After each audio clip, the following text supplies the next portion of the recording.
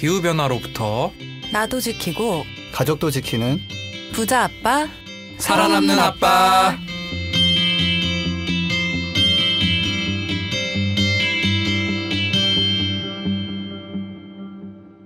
안녕하세요. 팟캐스트 부자 아빠 살아남는 아빠입니다.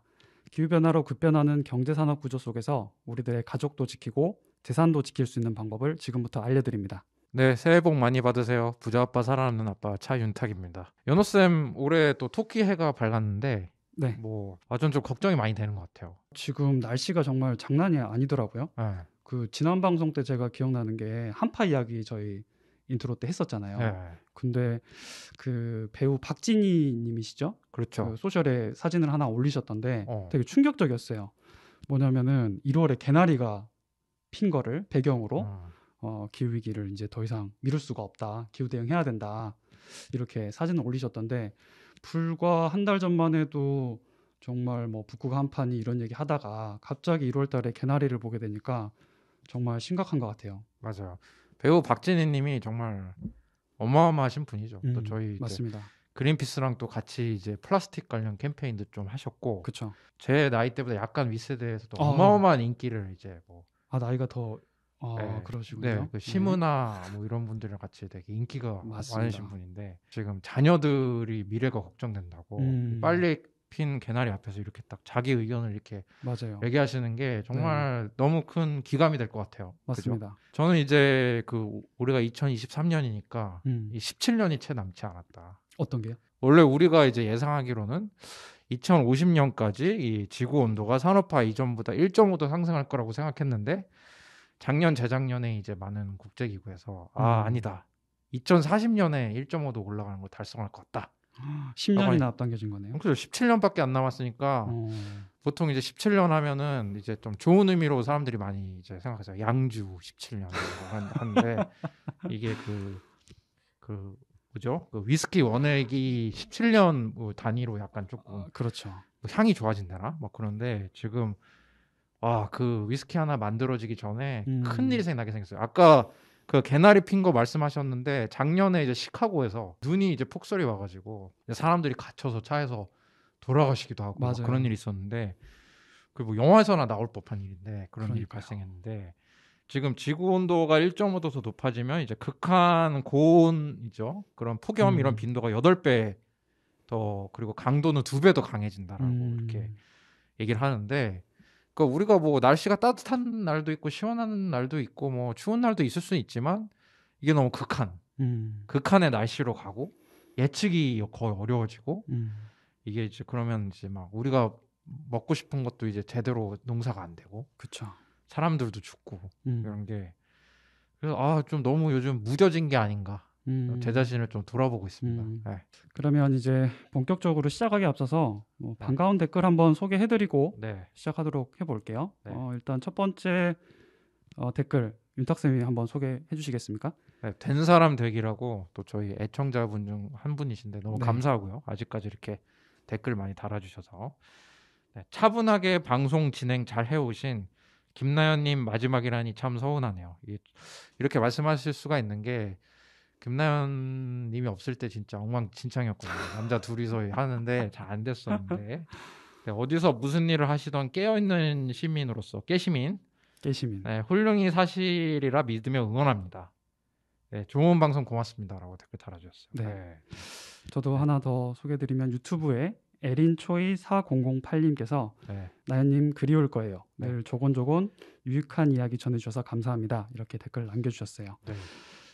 방금 윤탁쌤 말씀하신 것처럼 이제 저희 남자 둘만 남게 돼서 엉망진창이 될까 좀 걱정이 되는데 저희를 구원하러 한 분이 또 새롭게 오셨습니다. 또 오늘 연호쌤이 오프닝을 해서 좀 이거 우리가 그리고 이제 남자 2명만 있어갖고 약간 좀 다양성도 떨어지고 재미도 없을 여기까지 듣기 전에 지금 채널 끄시는 분이 계실까 제가 지금 좀 걱정이 되기도 하네요. 근데 저희가 새로운 분을 모셨습니다. 자, 박수로 한번 맞이하겠습니다.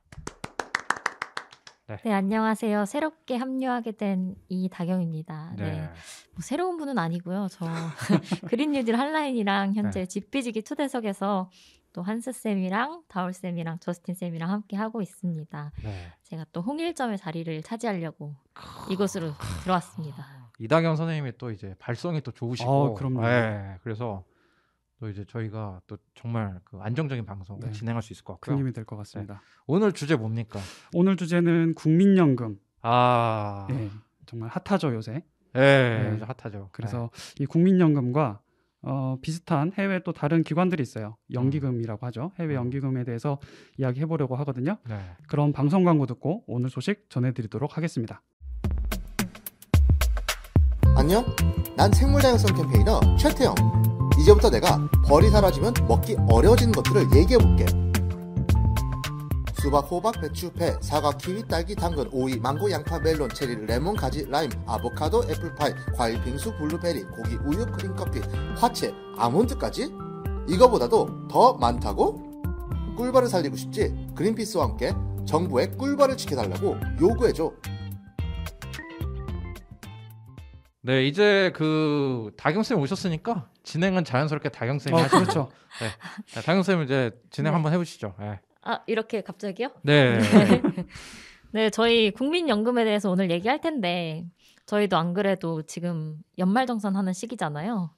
그러니까 국민연금 이제 얼마씩 나가는지 다들 보고 계실 텐데 네. 지금 현행 제도에 대해서 불만이 많잖아요. 많죠. 그리고 개혁해야 된다 이런 얘기도 많죠. 많고 네. 쌤들은 어떻게 생각하시나요? 그 사람 심보가 똑같은 거 아니겠습니까?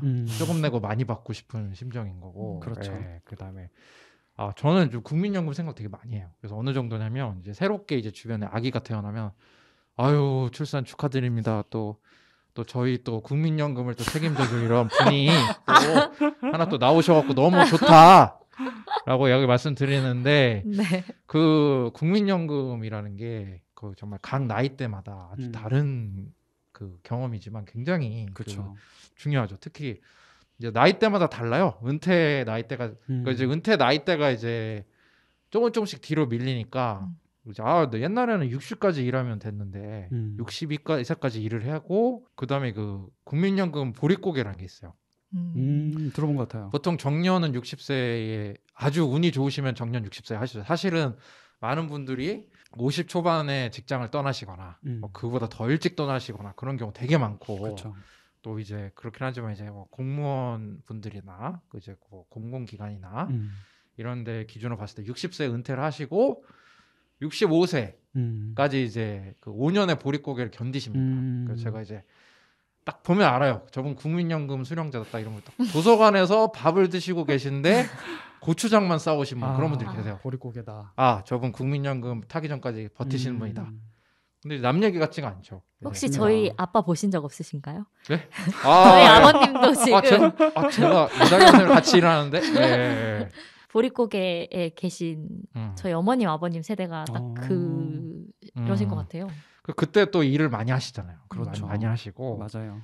그래서 또 국민연금이 또 이제 처음에 생길 때가 또 많이 기억이 나요. 그때 제가 한참 어렸을 때였는데 그때 다사다난했거든요. 그 IMF 터지고 또 우리나라가 또 금모으기 운동으로 또 이제 미친 듯이 이제 IMF에서 벗어나고 맞습니다. 이제 우리가 너무 그 경제 성장 위주로만 달려왔다. 소득을 좀 재분배하고 좀 사람답게 살자. 그런 식으로 이제 그때 당시에 이제 또 김대중 전 대통령 이제 돌아가셨죠. 그때 처음으로 정권이 바뀌었나? 그랬을 거야 아마. 그래서 그런 분위기가 있었는데 사실 그때는 국민연금을 좀 싫어했어요 사람들이. 사람들이요? 그렇죠. 왜요? 네. 그 원래 사실 국민연금이라는 게 뭐 다시 말하면 보험이잖아요. 네. 그러니까 돈을 충분히 붓고 이제 얼마 뒤에 이제 연금을 주는 거고 이제 국민연금 외에도 사보험처럼 연금이 있잖아요. 그렇죠. 그래서 한 88년 이 정도만 해도 직장 사업자 한 10명 정도 이상 규모의 직장 사업자들은 국민연금을 하기로 했는데 그때 김대중 정부 출범 시 이제 그런 그 공약 중 하나가 이 국민연금을 전 국민으로 이제 한다. 근데 이게 예민한 이슈인 거예요. 왜냐면은 그 직장인들은 딱 얼마 버는지가 딱 명확하잖아요. 네. 딱 거기서 딱 떼가는데 이제 자영업을 하시는 분들이나 이런 분들 내 월급이 진짜 작은데 이걸 또 정부한테 어느 정도 오픈을 해야 되고 또 거기서 연금을 내라고 그런 게 있었고 또 한번 나라가 한번 그때 망했었잖아요. 불신. 이거 진짜 내면 받는 거야? 그리고 이제 그때 당시에 몇십만 원은 아니었겠지만 몇만 원 월급을 떼간다는 게 저도 이제 성실한 납세자지만 가끔 그런 나쁜 생각할 때가 있거든요. 좀 덜 냈으면 좋겠다 이런 생각할 때가 있는데 그래서 그때 진짜 찬반이 엄청 대단했어요.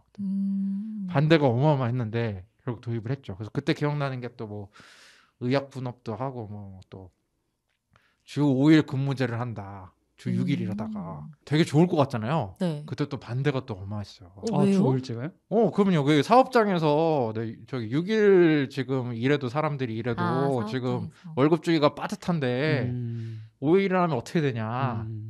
이제 그때 근데 이제 공감대가 지금 형성이 돼서 지금은 이제 당연히 연금 얘기를 하고 있지만 지금은 좀 연금과 관련된 좀 불만이 어떤 게 있을까요, 다경쌤? 네. 지금은 아무래도 저 2030 세대에 불만이 많지 않을까 그런 생각이 드는데요. 사실 금모으기 운동, IMF 이런 것들은 저한테는 좀 생소하거든요. 전 아무래도 이 두 분 가운데서 MZ를 맡고 있는 입장이다 보니까 그렇죠.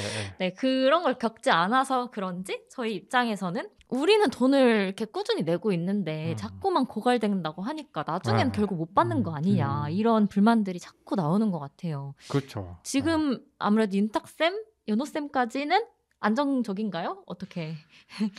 제가 정말 제가 굉장히 안정적이지가 않습니다. 제가 그래가지고 한 번은 제가 그 직장을 좀 그만두고 공부를 할 때 소득이 없잖아요. 네. 그때는 국민연금을 안 내잖아요. 그 나중에 정말 티끌 모아서 직장을 새로 얻은 다음에 국민연금을 추가 납부하겠다고 정말요? 국민연금 지부를 처음으로 가봤는데 깜짝 놀랐어요. 국민연금 지부 안 가보셨죠? 네. 갈 일이 없죠. 그럼 가면은 보통 이제 은행은 1층에 있는데 국민연금 지부는 2층에 있어요. 있는데 가면은 그 이제 나이 드신 분들이 굉장히 많이 와요. 언제부터 수령 가능하냐? 좀 더 빨리 받고 싶다. 늦게 받고 싶다.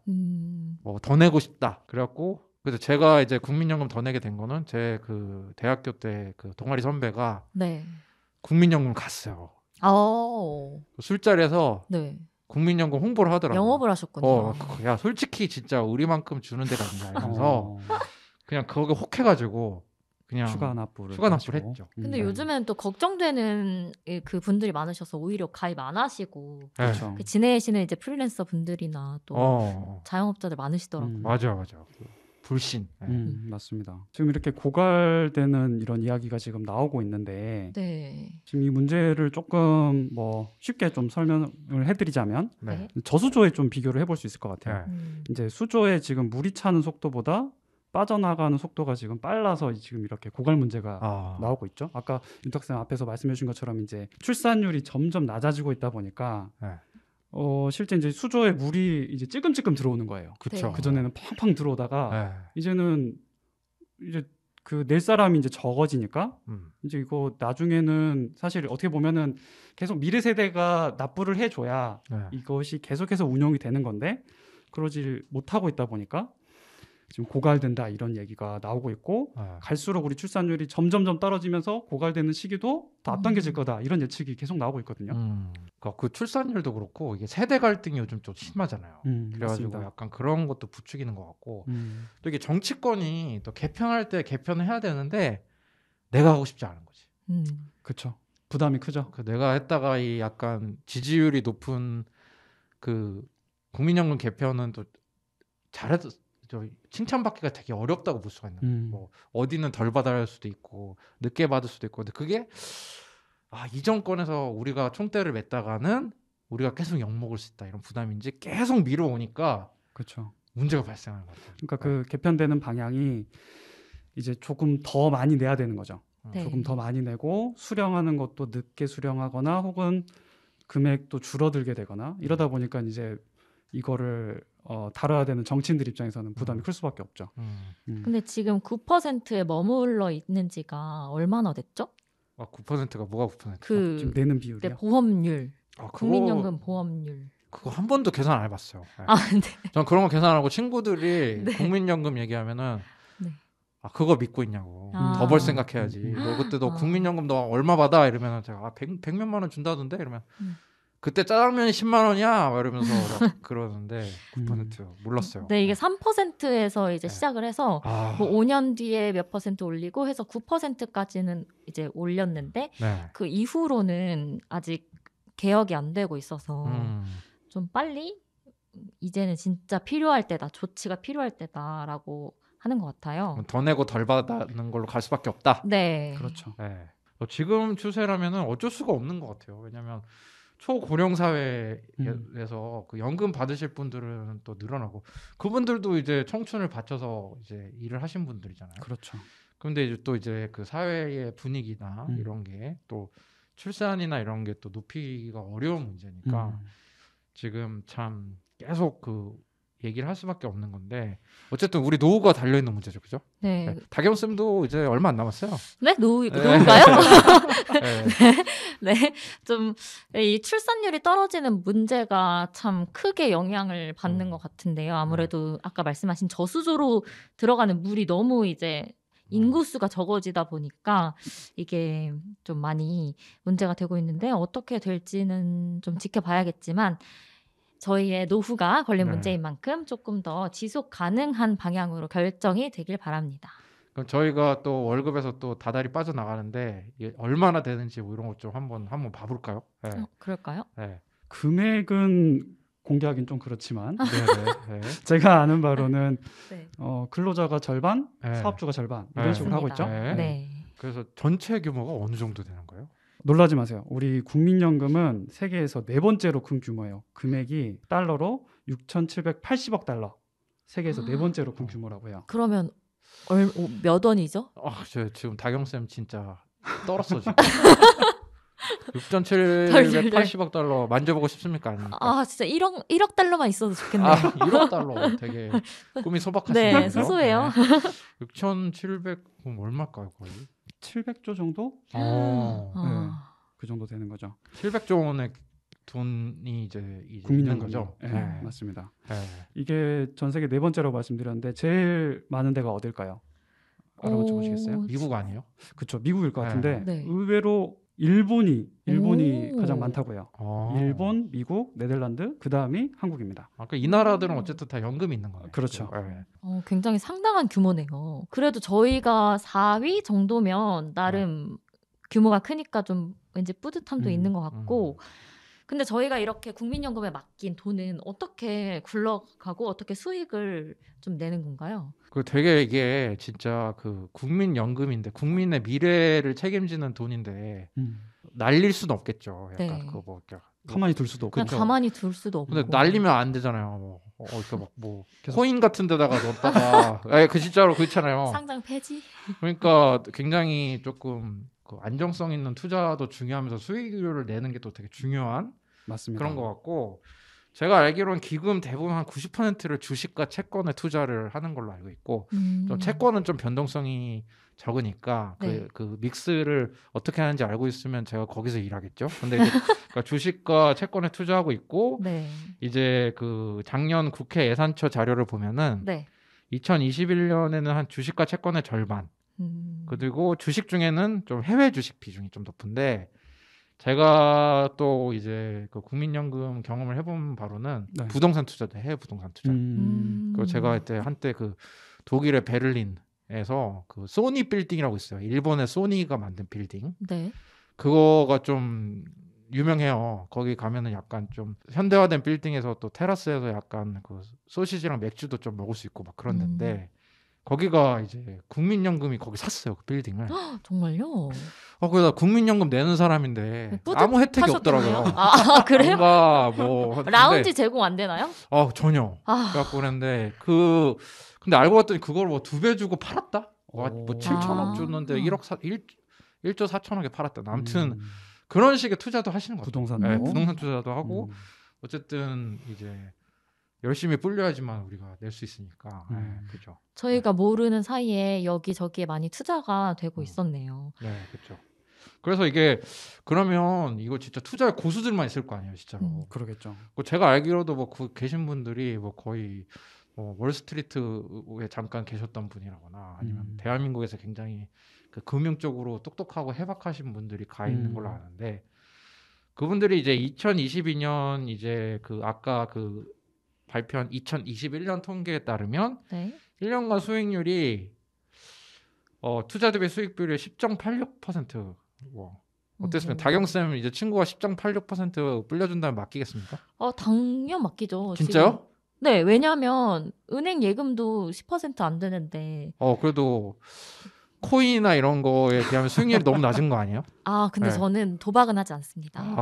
안정지향형. 네. 맞아요. 네. 저는 10%면 나쁘지 않은 것 같은데요. 그러니까 사실은 우리가 사기를 좀만 조심해도 피할 수 있는 게 10% 이상, 10.86% 이상 수익을 낸다라는 거는 거의 이제 국민연금보다 투자를 잘하시는 분들 일 가능성인데 상당히 조심해서 리스키하죠. 봐야죠. 맞습니다. 네. 근데 이제 우리나라 국민들 입장에서는 좀 다른 나라보다 좀 더 잘 벌었으면 하는데 그렇죠. 그 미국 같은 경우는 이제 미국 연금 같은 경우 한 13.28%로 우리나라보다 또 수익률이 조금 더 좋다고. 3% 이상. 네, 그러면 또 궁금해지는 게 그 밖에 다른 나라들은 수익률이 좀 어떻게 되나요? 그 수익률 보니까 미국 다음으로 또 높은 게 캐나다, 일본, 노르웨이, 네덜란드 그리고 마지막에 이제 한국이거든요. 물론 이거를 이제 아까 윤탁선 말씀하신 것처럼 이제 한 해 성과이긴 한데 그걸로 이제 이 연기금에 대해서 판단을 하기는 어렵지만 국민연금도 다른 연기금처럼 조금만 더 분발을 해주면 좋지 않을까 그렇게 생각을 합니다. 근데 또 뭐 내부적으로는 수익률을 너무 높인다라는 것은 또 리스크를 많이 감당해야 되는 건데 그렇죠. 그걸 날리면 누가 책임질 거냐 뭐 그런 생각을 할 수도 있고 그래서 그래도 10% 이상이면은 뭐 그 은행 이자보다는 잘 나오니까. 네. 네. 그 10%면은 한 원금이 10%에다가면 한 7년 8년 정도 되면 원금이 2배 정도 되는 거예요. 10% 꾸준히 되면. 네. 열심히 하고 계신 것 같아요. 네. 맞습니다. 저희가 안 그래도 그린피스니까 이 국민연금이 기후와 환경에 얼만큼 또 신경을 써서 투자하고 있는지도 살펴보면 좋을 것 같은데요. 네. 이건 어떻게 확인해 볼 수 있을까요? 그 진짜 궁금한 게 이제 네. 몇 년 전에 우리 저희 붓바살바 방송에서도 했지만 세계 최대 자산 운용사죠. 블랙록 을 필두로 해서 이제 금융기관들이 기업들의 기후 대응 노력을 이제 보고 있고 기후 대응 노력을 제대로 하지 않는 회사는 지속 가능하지 않고 이제 환경에 악영향을 미치고 수익을 낼 가능성이 적으니까 투자하지 말 것을 권고하고 있는데 나도 여기 지금 환경단체에서 일을 하면서 네. 국민연금을 내가 내고 있는데 궁금하네요. 진짜 내 돈이 혹시 화석연료 업체에 가는 거 아닌가? 그러게요. 맞아요. 그래서 그 네덜란드 연기금, 노르웨이 연기금 앞에서 이제 말씀드렸는데 2020년에 우리에게 아주 익숙한 한국전력 여기 채권을 전량 매각했어요. 왜요? 왜냐하면 한국전력이 석탄발전소 건설하는데 계속 투자를 하고 있었거든요. 그래서 이렇게 검은 돈, 이 화석연료에 투자하는 이 기관에는 돈을 빼겠다. 실제로 경고를 했고 그리고 실제로 돈을 뺐어요. 그래서 이게 진짜 트렌드를 넘어서서 이제는 이게 기준이구나. 하나의 이제 좀 정립된 그런 투자 방식이 아닌가 싶은 생각이 듭니다. 그리고 뭐 이게 그 금융 쪽에서는 돈이 최고라는 인식도 있을 수 있는데 이게 뭐 맞아요. 또 그 석탄 발전소가 그냥 뭐 환경 때문에는 아니고 이게 돈이 안 된다는 거잖아요. 맞아요. 비용적으로도 그렇고. 그래서 뭐 자초자산 이야기도 나오고요. 네. 그래서 또 이제 국민연금이 어쨌든 국민의 미래를 책임지는 거고 기후 변화도 국민의 미래와 연관이 있는 거 아닙니까? 맞습니다. 그래서 좀 관련 투자를 하면 좀 좋겠는데 어떻게 좀 잘하고 있습니까? 네, 그래서 지금 1월 달에 네. 이와 관련된 아주 따끈따끈한 보고서를 제가 가지고 왔는데 한국 사회 책임 투자 포럼, 줄여서 이제 코시프라고 불리는 기관이 있어요, 우리나라에. 이 코시프라는 곳에서 기후에 투표하라라는 제목의 보고서를 발간을 했어요. 이 코시프는 저희랑도 지금 인연이 있어요. 2020년에 한국 석탄금융백서도 같이 저희가 발간을 했거든요. 이게 상당히 기후에 투표하라 도전적인 이름의 보고서 같은데 내용은 어떻게 구성되어 있나요? 윤탁쌤이 말씀해 주신 것처럼 이 투자 대상 기업의 변화를 유도하는 활동을 이제 책임 투자라고 해요. 근데 이제 그 중에서 제일 기본이 되는 게 주식 의결권을 어떻게 행사하냐 이거거든요. 네. 그래서 이 보고서에서 해외 주식 중에서 ESG 관련해 가지고 주주들이 직접 기업에게 문제를 제기를 할 수가 있어요. 주총장에서 이런 것들을 우리 이야기합시다 하는 걸 이제 주주 제안이라고 하는데 그 주주 제안에 대해서 국민연금이 어떻게 의결권을 행사했는지 찬성했는지 반대했는지 네. 이런 것들을 분석을 했는데 결과가 아주 흥미롭습니다. 그런데 의결권은 뭔가요? 의결권 엄청 중요하죠. 네, 의결권이 무엇인지 요즘 이제 인기였던 재벌집 막내 아들 너무 재밌게 봤습니다. 너무 재밌게 보죠. 오늘부로 장자 상속 원칙은 없다. 그였나요? 장자 네. 승계 원칙 없다. 맞습니다. 네, 그래서 진양철 회장님이 이제 돌아가시고 나서서 이제 주주총회가 열렸잖아요. 그래서 스폰가? 이거 아니에요. 이 정도는 괜찮을 것 같아요. 네, 그래서 그 주주총회에서는 이제 이게 민주주의라고 보기는 봐야 되나? 내가 좀 잘 모르겠는데 이제 우리가 투표를 할 때는 그 재산과 이런 차이에 없잖아요. 똑같이 한 표를 한 사람당 하는데 자본주의 세상은 그렇지가 않습니다. 이제 주주총회에서 주식이 많은 사람이 더 많은 결정권을 갖고 있는 거죠. 맞아요. 권리랑 이제 의결권이라고 합니다. 그래서 진양철 회장님이 그렇게 말씀하셨던 것 같아요. 그래서 그 첫째랑 둘째, 셋째가 의결권 가지려고 그렇죠. 뭐 나한테 팔아라, 너한테 살아라 이렇게 말하잖아요. 네. 그런데 왜 국내 주식은 다루지 않았을까요? 그러니까 국민연금이 한국 사람들이 낸 돈인데, 네. 그러니까 그 왜 그랬는지 좀 알아보니까 그 의결권을 이제 그 국민연금이 이제 국내 기업들을 상대로는 얼마나 했나 이게 우리가 이제 좀 궁금한 부분인데 네. 아무래도 좀 조건도 좀 우리나라는 주주 제한을 하기 위한 조건도 좀 까다롭고 그러니까 이제 기업 총수들에게 좀 유리한 위주로 돼 있다고 볼 수도 있고 환경 관련된 사안들을 주총 안건에서 좀 이제 논의하기에는 아직 우리나라에선 좀 수익 내는 게 훨씬 더 주주들은 그게 제일 궁금하겠죠. 내가 주식을 이만큼 냈는데 왜 안 오르냐, 배당금 왜 이렇게 적게 주냐 그런 게 관심이 있다 보니까 좀 그런 걸까? 왜 그런 걸까? 맞습니다. 우리나라 주주 제한 이게 상법에서 그 요건을 정하고 있는데 총 의결권 있는 발행 주식의 100분의 3, 그러니까 3%의 주식이 있어야 이거를 주총에서 이제 안건을 제출을 할 수가 있는 거예요. 엄청 많이 갖고 있어야 되는 거예요. 그렇죠. 사실 이러다 보니까는 이렇게 사실 주총은 어떻게 보면 우리나라 주총은 그냥 기업이 원하는 안건 위주로만 진행이 되는 경우가 많죠. 보통 이제 재벌분들이 1%만 갖고 있어도 이제 지배를 하시는데 3%를 갖고 있어야 얘기를 한다는 것이. 또 이 보고서에서 해외 주식으로 한정한 이유가 같은 안건에 대해서 다른 연기금이 또 어떻게 의결권을 행사했는지 비교해보기 위한 것도 있는 것 같습니다. 그러면 국민연금이 모든 사항에 대해서 의결권을 행사하는 건가요? 진양철 회장 대신에 이제 진도준 안 치고 이런 거. 네. 근데 그렇게 할 수가 없는 게 이제 뭐 국민연금이 모든 이제 뭐 도시락 싸들고 다니면서 모든 주총장에 다 다닐 수는 없잖아요. 그러다 보니까 이제 기준이 할 수 있어요. 있는데 하면 좋죠. 하면 좋을 것 같아요. 근데 이제 국민연금의 지침이 있어요. ESG 같은 비재무적인 요소를 고려해서 책임 투자와 관련된 활동을 할 수 있다라고 지금 명시가 되어 있고 해외 주식 같은 경우에는 국민연금 보유 지분율의 1% 이상 또는 보유 비중이 해외 주식 전체 대비 0.3% 이상일 경우에 의결권을 행사하도록 하고 있어요. 그러니까 만약에 이제 그 붓바살바 주식회사 같은 걸 우리가 팟캐가 좀 더 잘 되면 뭐 만들어 볼 수도 있잖아요. 그렇죠. 만들어 볼 수 있는데 그 전체 이제 주식 중에 그 국민연금이 만약에 1% 이상을 주식을 가지고 있거나 이 전체 주식 1%는 안 되더라도 국민연금이 가진 전체 해외 주식 중에 그 붓바살바 주식회사 주식이 0.3% 이상이면은 의결권을 행사할 수 있다 뭐 이런 건가요? 네, 그렇죠. 그러니까 좀 상당 부분 큰 본인들이 가지고 있는 주식 중에서 비중이 큰 기업에 대해서 의결권을 행사한다 이렇게 이해하면 될 것 같습니다. 네, 그러면 찬성이나 반대표를 행사할 때 어떤 기준이 있을 것도 같은데 어떻게 행사를 하나요? 네, 그 사안별로 좀 다르게 판단을 하고 있기는 한데 제일 중요한 거는 주주 가치예요. 주주에게 얼마만큼 이득이 되느냐. 그래서 뭐 그런 주주 제한의 취지라든지 리스크 그리고 회사가 거기에 대해서 얼마만큼 대응하고 있는지 이런 것들을 종합적으로 고려해서 만약에 주주 가치 훼손 우려가 있다고 판단이 되면 이제 반대를 하는 거죠. 근데 이사회안하고 주주 제한이 이게 충돌되는 경우가 있을 수 있잖아요. 그럴 때는 앞에 말씀드린 것처럼 주주 가치에 더 부합하는 안건에 찬성하도록 되어 있습니다. 그럼 주주에게 조금 더 유리한 방향으로 그렇죠. 한다는 거네요. 맞아요.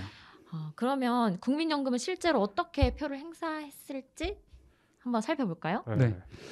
크게 세 가지 카테고리로 구분을 할 수가 있어요. 파리 기후 협약에 부합하는 목표가 첫 번째고, 두 번째는 넷제로 달성을 위한 전환 계획, 그리고 산림 파괴가 세 번째, 이렇게 세 가지로 나눌 수 있는데 2018년까지는 환경 관련된 주주 제한이 없었다고 해요. 그러다가 2022년에 불과 4년 뒤에는 14건까지 늘어났다고 합니다. 그러니까 국민연금이 이제 주주로서 그 제안을 한 게 이제 환경 관련해서는 제안을 2018년까지는 한 번도 안 하다가 2022년에 그리고 14건 정도 했다라는 거예요. 국민연금이 한 게 아니고 네. 다른 일반 시민들이나 주주들이 한 거에 대해서 의결권을 행사한 게 14건입니다. 의결권을 행사. 네. 네. 그러니까 의결권을 그전에는 행사하지 않다가 그렇죠. 이제 환경 관련 이슈에 대한 의결권을 행사하기 시작한 거죠. 맞습니다.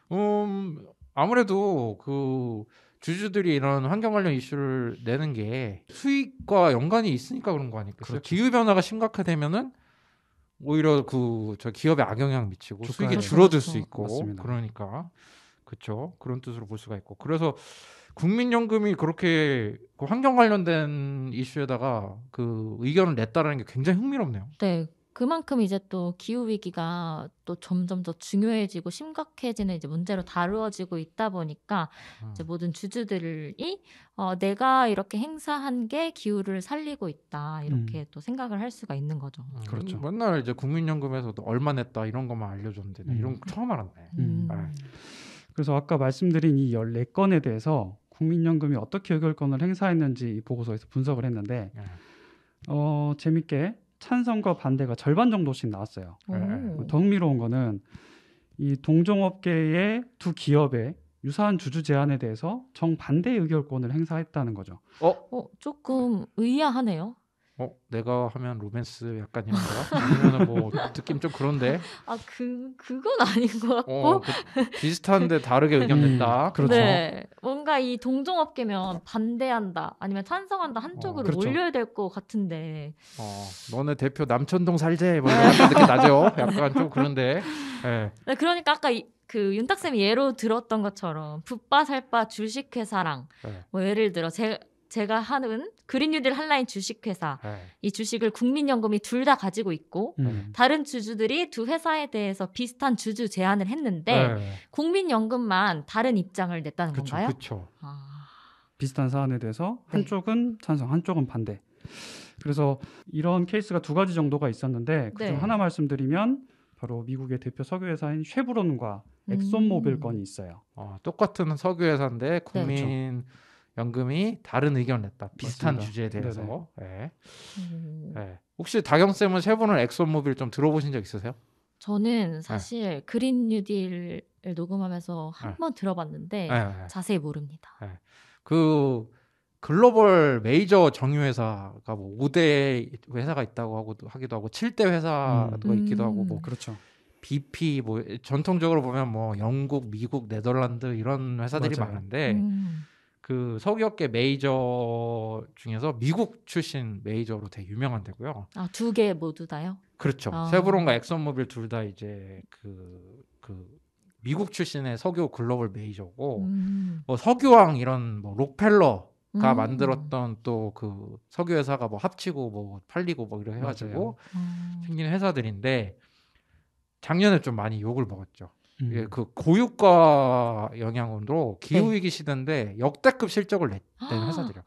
근데 우리가 여기서 알 수 있는 거는 국민연금이 어쨌든 여기에 투자를 하고 있는 거네요. 그렇죠. 허허. 네.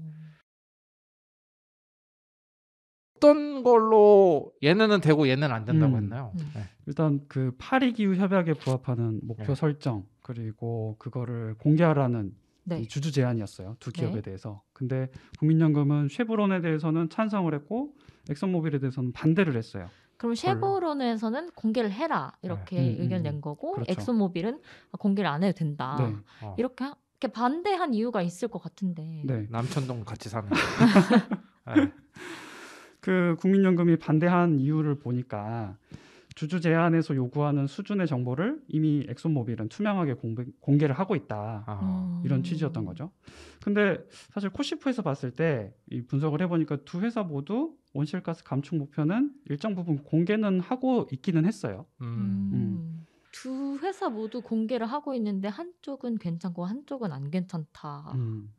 그러니까 이게 그 공개를 하고 있더라도 네. 이 주주 제안까지 올라왔다는 거는 투자자들 입장에서 봤을 때는 그 정보가 너무 불충분하다. 그치. 이래서 이제 주주 제안까지 왔을 텐데 이거에 대해서 국민연금이 이렇게 판단을 하는 거는 좀 뭔가 기준이 없는 거 아닌가. 그러니까 그러네요. 진짜 윤탁생 말씀처럼 남천동 사나 같이 사우나도 하고 같이 밥도 먹고 네, 그러니까. 그런 게 아닐까. 조금 합리적인 의심? 아니 그 좀 그렇네. 네, 저는 좀 궁금한 게 그렇습니다. 국민연금의 투자 결정권은 누가 가지고 있나요? 저는 아니에요. 네. 아까 말씀하신 것처럼 전문가들이 있고 아, 또 본인들이 직접 투자하기도 하지만 네. 이런 그 전문 자산운용사에 맡겨서 하는 경우들도 있어요. 그렇군요. 네, 그럼 마지막으로 저희가 국민연금과 해외 연기금을 같이 비교해 보면 좋을 것 같아요. 그 다른 나라도 이렇게 네, 이렇게 극적으로 다른 이런 결정하는지 궁금해요. 그러게요. 네. 우리만 줏대가 없었는지. 네. 그렇죠. 네. 그래서 이거를 한번 비교해보기 위해서 코시프에서는 이 국민연금이 반대표를 행사한 환경 관련 주주 제안에 대해서 해외 연기금이 찬성했는지 반대했는지 이걸 한번 따져봤어요. 그래서 네덜란드 연기금 그리고 스웨덴 연기금이 네. 국민연금이 반대한 9건에 대해서 의결권 행사 여부가 확인되지 않은 몇 건을 제외하고는 모두 찬성표를 던졌거든요. 네. 그러니까 더 공개해라. 주주들의 손을 들어준 거죠. 네. 그리고 또 캘리포니아, 노르웨이, 캐나다 연기금도 마찬가지로 찬성표가 높게 나왔어요. 저희는 굉장히 소극적인 모습을 보이고 있네요. 왜 엑소모빌이랑 뭐가 있는 거야? 그러게요. 그러게요. 굉장히, 가족 관계인가? 아무튼 네. 네. 이상한데. 네, 앞에서 연호 쌤이 이제 네덜란드 연기금이 한전 투자 철회했다고 말씀해주신 것처럼 이 네덜란드 연기금이 상당히 환경 문제에 대해서는 적극적인 걸로 보여요. 네, 맞아요.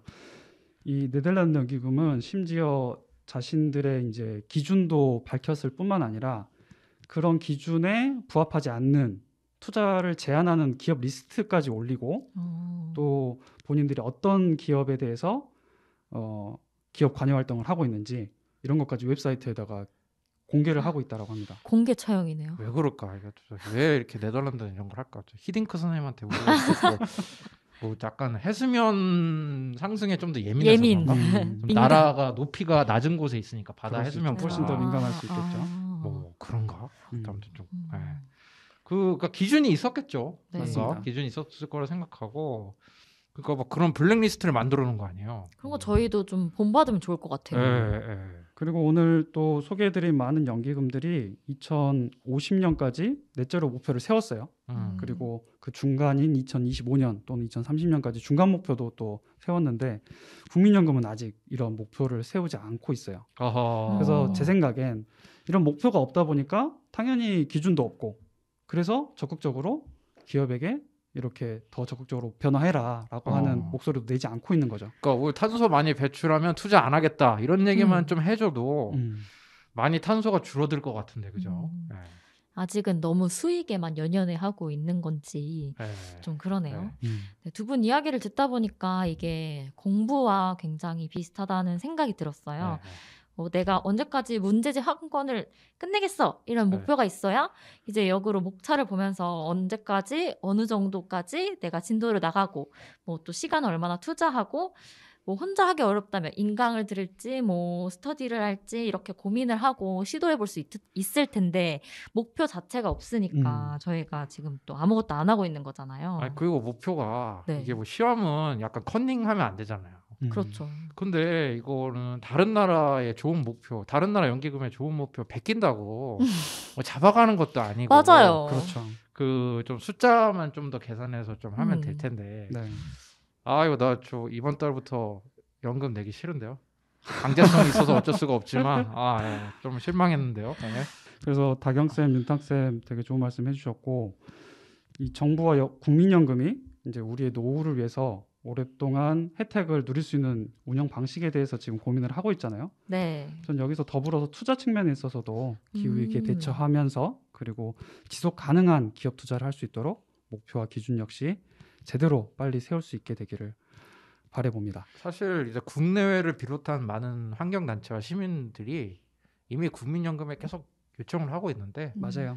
올해는 응답을 해야 될 것 같아요. 맞습니다. 네, 그래가지고, 네, 이게 모두의 욕심을 충족시킬 수는 없는 것 같아요. 그래서 네. 이런 뭐 소수의 의견 뭐 어떻게 저지당할지라도 이렇게 딱 계획을 세워서 이번에는 진짜로 확립이 되었으면 좋겠습니다. 이거 뭐 다 좋을 게 좋은 게 아니라 이제 과학적 사실이 있고 이제 국민들의 그 미래가 달려 있는데 기후 위기에 그렇죠. 맞습니다. 그건 당연히 이제 그 좀 저기 화석연료 업체 같은 데다가 투자를 하지 말고 재생 가능 에너지라든지 그렇죠. 투자를 하고 관련된 데 하는 게 국민연금이 국민을 위한 연금이 되는 길이 아닌가 싶습니다. 네.